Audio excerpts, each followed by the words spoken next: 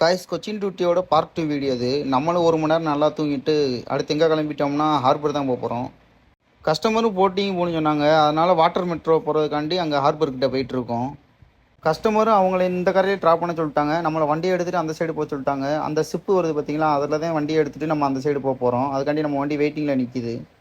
First டைமாக தான் இந்த மணிக்கு ஷிப்லலாம் வண்டி ஏற்றிருக்கேன். கொஞ்சம் பயமாக தான் இருந்துச்சு. நம்ம வண்டினாலும் பரவாயில்ல, நம்மளாலே வேறு வண்டி எடுத்துகிட்டு வந்திருக்கோம். கொஞ்சம் பயமாக தான் இருந்துச்சு இதில் போகவே.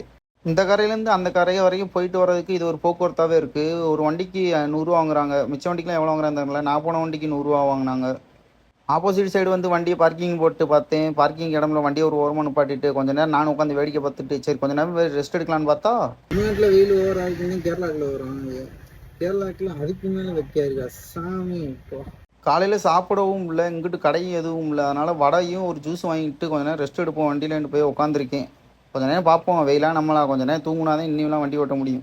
கஸ்டமர் அந்த போட்டிங்கை முடிச்சுட்டு அடுத்து கேரளா டைப்பில் இருக்க போட்டில் போகணும்ட்டாங்க. அதனால் ஒரு 20 கிலோமீட்டர் தள்ளி வந்து இன்னொரு இடத்துல விட்டுருக்கேன் போட்டிங்க்கு. இங்கே எப்படி 1 மணி நேரம் ஆகும்னு சொன்னாங்க. அது வரைக்கும் வெயிட் பண்ண வேண்டியதான். ரூமுக்கு போகிறதுக்கு முன்னாடி கஸ்டமர் சாப்பிட்டே போயிடுவோம்ட்டாங்க. அதனால் ஒரு கடையில் உட்காந்து பிரியாணி நல்லா வயிற்று முட்டை சாப்பிட்டாச்சு.